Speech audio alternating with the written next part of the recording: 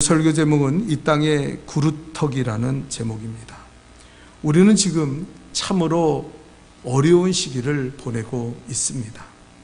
비단 코로나19뿐이 아니라 기후, 정치, 경제 뭐 하나 안정됐다고 생각할 수 없을 정도로 사회 전반에 참으로 감당하기 힘든 어려운 일이 벌어지고 있는 혼돈의 시기를 지내고 있습니다.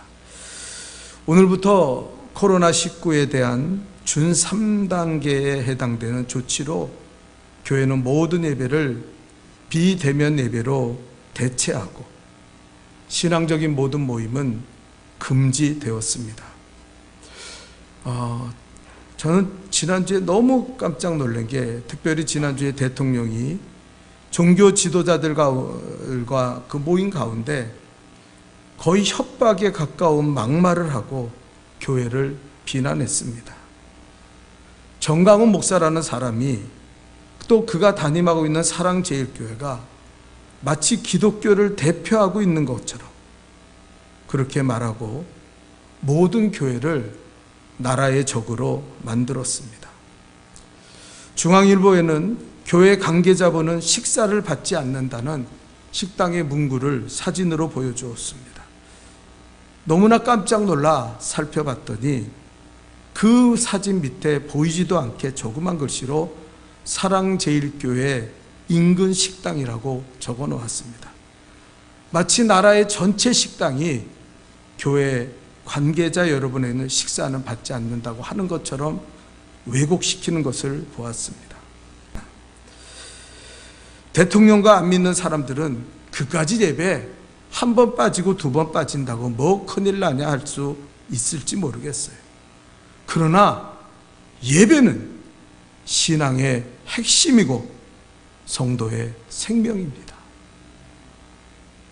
초대교회 교인들은 예배를 드리다가 잡혀가서 사자의 밥이 되기도 하고, 우리나라는 일제시대 때 예배를 드리다가 일본이 신사 참배하고 예배 드리지 말라고 그랬을 때 제암리교회 교인들은 예배를 드리다가 문을 걸고 불을 질러 교회가 불타고 거기서 다 죽임을 당했습니다. 6.25 전쟁과 공산치하에 너무나 많은 사람들이 예배를 드리다가 피를 흘렸다는 것은 우리가 너무나 잘 알고 있는 사실 아닙니까? 그분들이 할 일이 없어서 그저 그냥 어쩌다 보니까 그래서 그렇게 예배를 드리다가 죽임을 당했습니까? 그분들에게 뭐라 그러는 건 아니에요. 엄마 사랑하는 마음으로 그 마음은 이해해요. 그러나 같은 교회 교인이 함부로 예배를 드렸다고 비난하는 것, 대면 예배를 들어 비난하는 것, 이게 과연 있을 수 있는 일인가? 이것이 비난받을 일인가? 저는 마음에 너무나 슬픔을 가졌습니다.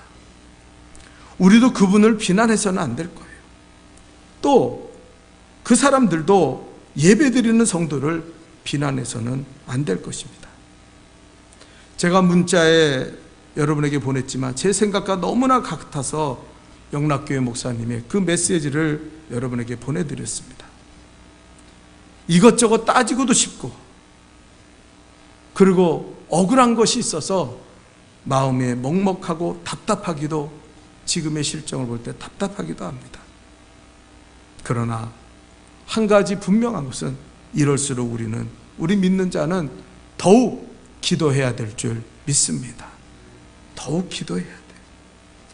분명히 하나님의 선하시고 기뻐하시고 온전하신 뜻이 있다. 그것을 믿는 자라면 우리는 하나님 앞에 무릎을 꿇어야 할 줄 믿습니다. 저는 너무나 슬픈 마음으로 기도하는데 하나님께서 이번 주간에 제게 분명한 음성을 들려주셨습니다. 오늘 저는 그 말씀을 여러분에게 전하려고 합니다. 하나님이 저에게 주신 말씀의 첫 번째는 단순함을 가지라, 이렇게 말씀하셨습니다. 단순함을 가지라. 작금의 이 위기를 어떻게 극복해야 할 것인지, 코로나19는 언제까지 확산될 것인지, 또 이렇게 코로나19가 계속된다면 나라의 경제는 어떻게 될까?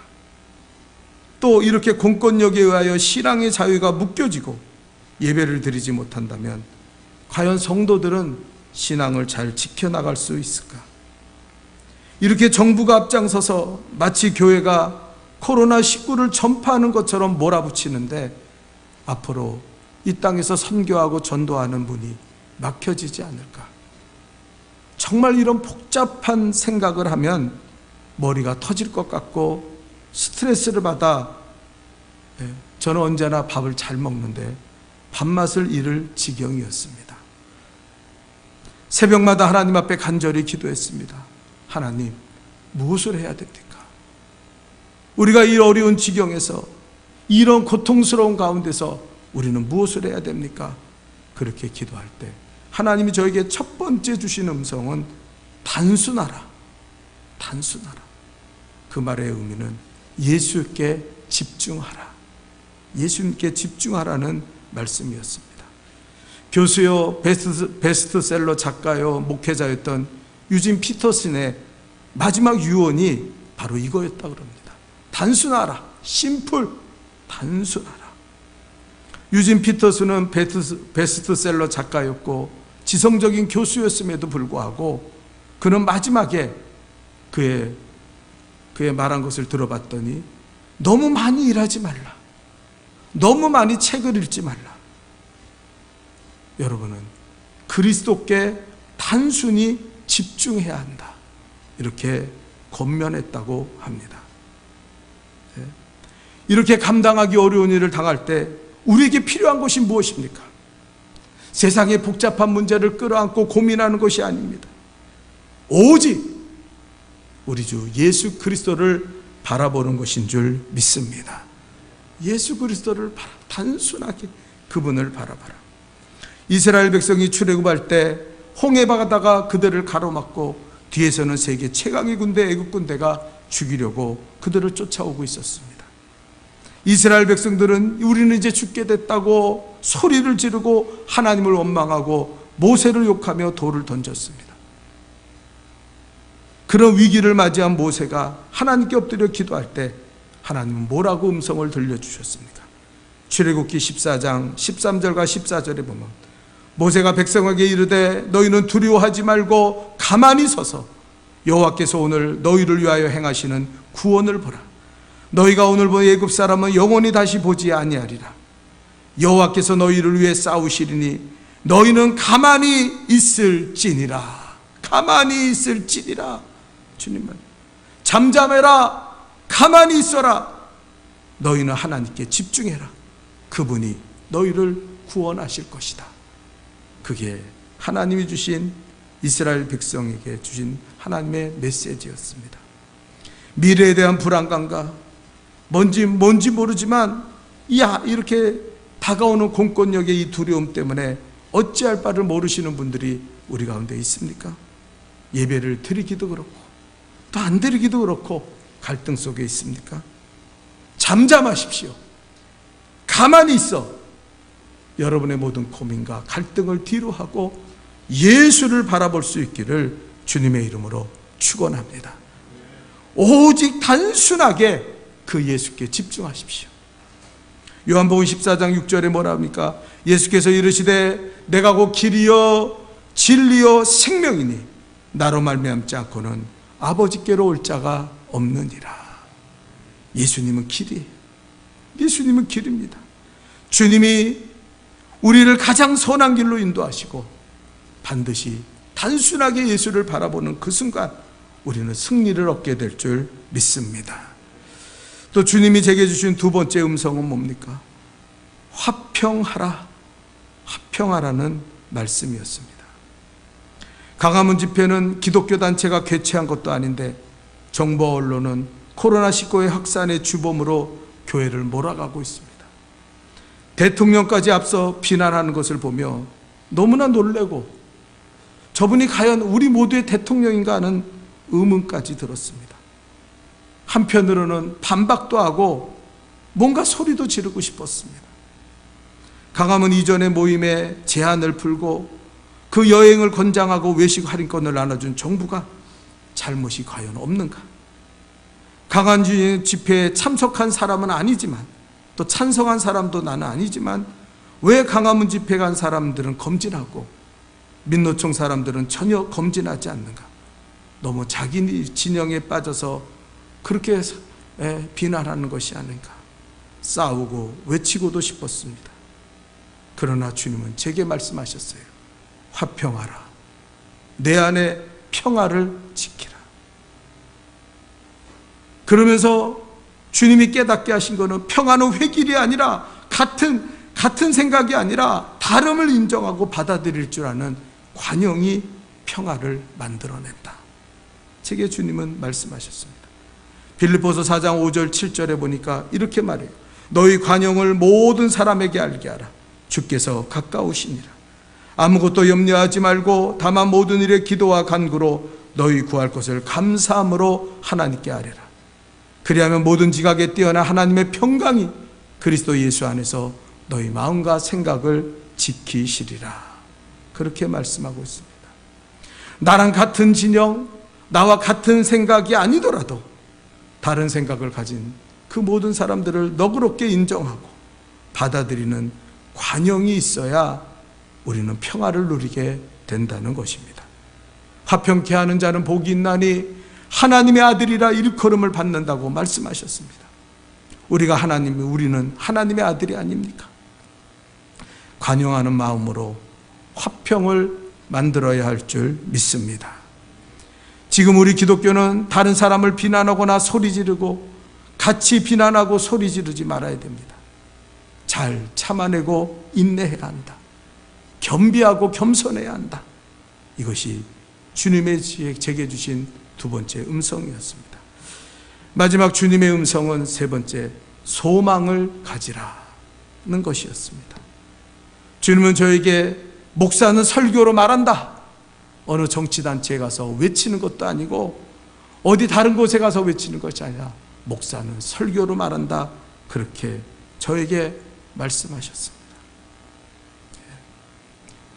정치적인 견해나 또 다른 어떤 세상에 대한 견해를 삼가하고 너는 오직 주의 말씀을 전해야 한다. 그렇게 말씀하셨습니다. 이스라엘이 범죄함으로 하나님께서 선지자들을 통하여 바벨론의 포로가 되고 너희는 70년 동안 종살이를 하게 될 것이라고 말씀하셨을 때 그 죄에 대한 보응을 피할 수 없었지만 이사야가 보면 나무를 베어도 그루터기는 남아있는 것처럼 그루터기에 소망을 가지면 내가 다시 회복할 것이라고 주님은 말씀하셨습니다. 오늘 본문 이사야 6장 13절을 다시 한번 읽어보면 이렇게 말씀하십니다. 그 중에 10분의 1이 아직 남아있을지라도 이것도 황폐하게 될 것이나 밤나무와 상수리 나무가 배임을 당하여도 그 그루터기는 남아있는 것 같이 거룩한 씨가 이 땅에 그루터기니라 하시니라. 거룩한 씨가 이 땅에 그루터기가 될 것이다. 그래서 이 땅에 다시 나무가 세워지고 이 땅이 다시 회복되는 역사를 이룰 것이다.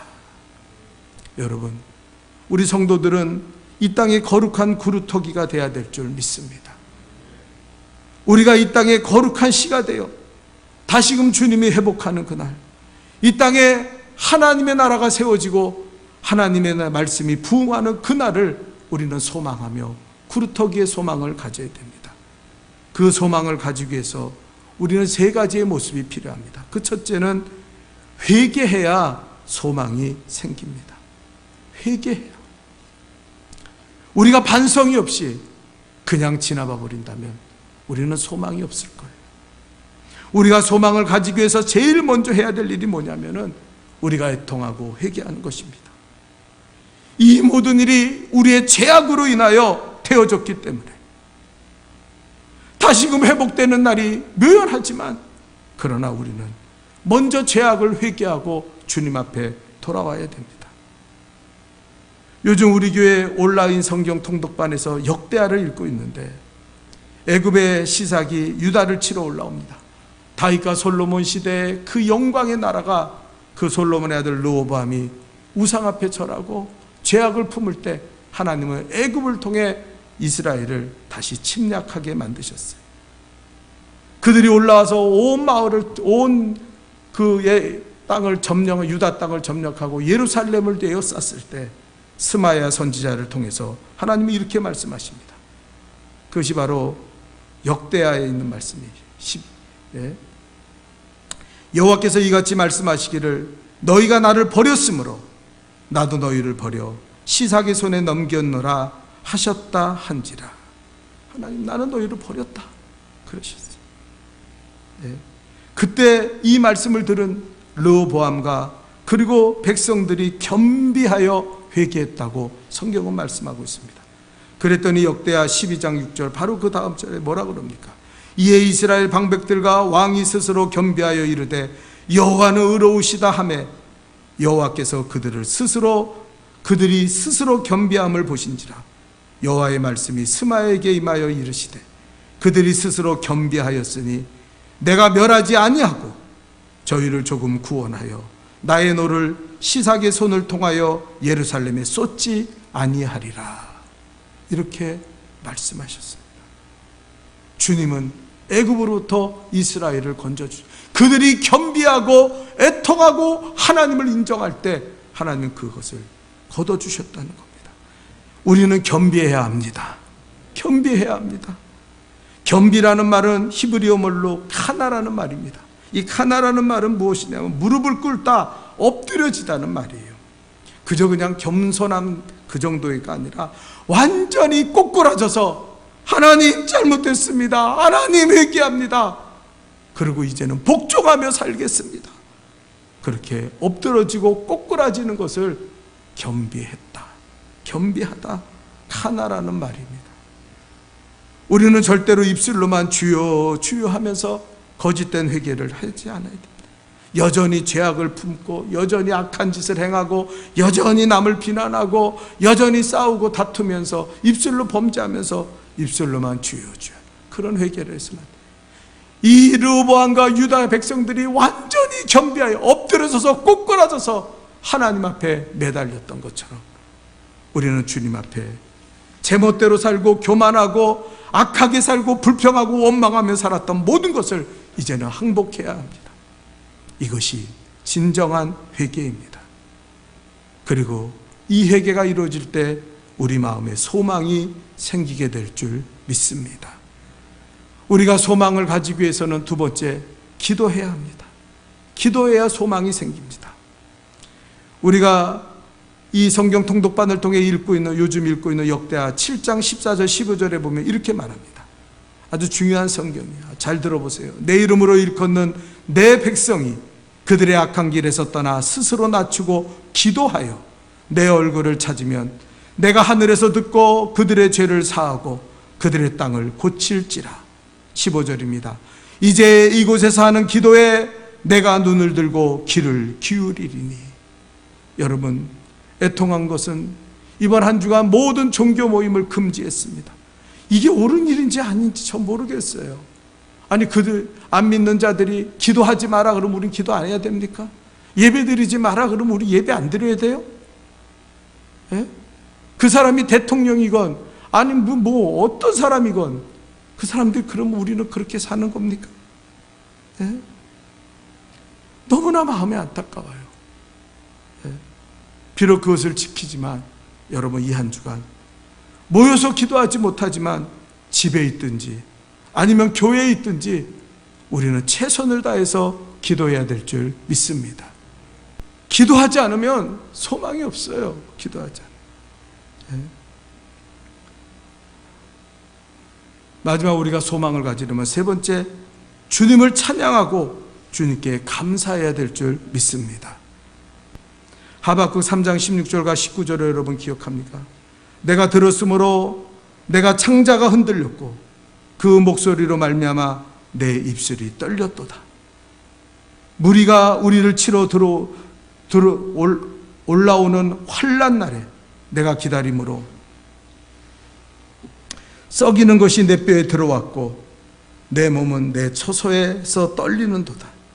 비록 무화과 나무가 무성하지 못하며 포도나무에 열매가 없으며 감람나무에 소출이 없으며 밭에 먹을 것이 없으며 우리의 양이 없으며 외양간에 소가 없을지라도 나는 여호와로 말미암아 즐거하며 나의 구원의 하나님으로 말미암아 기뻐하리로다.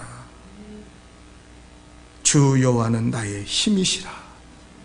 하박국 선지자는 이렇게 고백을 했습니다. 여러분, 어쨌든 우리는 감사해야 돼요. 하나님의 분명한 뜻이 있는 줄 믿습니다. 기뻐하십시오. 감사하십시오. 예? 그러면 하나님께서 우리에게 회복과 또 소망으로 충만하게 하실 줄 믿습니다. 기도하겠습니다. 하나님 아버지, 이 어려운 시기를 우리가 맞이하고 있습니다. 하나님, 우리를 도와주옵소서. 대면 예배를 드리든지 비대면 예배든 그게 뭐가 중요합니까? 우리에게 정말 중요한 거는 예수를 잃어버리는 거 아닙니까? 우리가 하나님 앞에 예배 드릴 때 거룩하게 예배 드리기를 원합니다. 우리가 하나님, 오직 이 세상의 역사의 주관자가 되시고 힘이 되시는 분은 하나님 한 분임을 우리가 인정합니다. 우리를 도와 주옵소서. 우리가 하나님 아버지여 평화를 이루게 하여 주옵소서. 다투고 싸우지 말게 하시고, 우리가 그동안 소리를 지르고 비난했던 것을 용서하여 주시고, 화평한 자의 삶을 살아가게 도와주시고, 또한 아버지, 우리가 회개하기를 원합니다. 우리가 하나님을 떠나 우상을 섬기고 신앙생활 게을리했던 이 모든 죄를 회개합니다. 하나님, 우리를 불쌍히 여겨 주옵소서. 또한 하나님 아버지, 우리가 소망을 가지게 하옵소서. 오직 우리의 소망은 주께 있습니다. 하나님, 우리가 하나님 앞에 회개하고 기도하고, 그리고 우리가 하나님 앞에 감사와 기쁨으로 주님을 더욱 찬양하게 하셔서 이 거룩한 아버지 하나님 믿음을 지키고 아버지 구루토기의 소망으로 승리하게 도와 주옵소서. 예수님의 이름으로 기도하옵나이다. 아멘.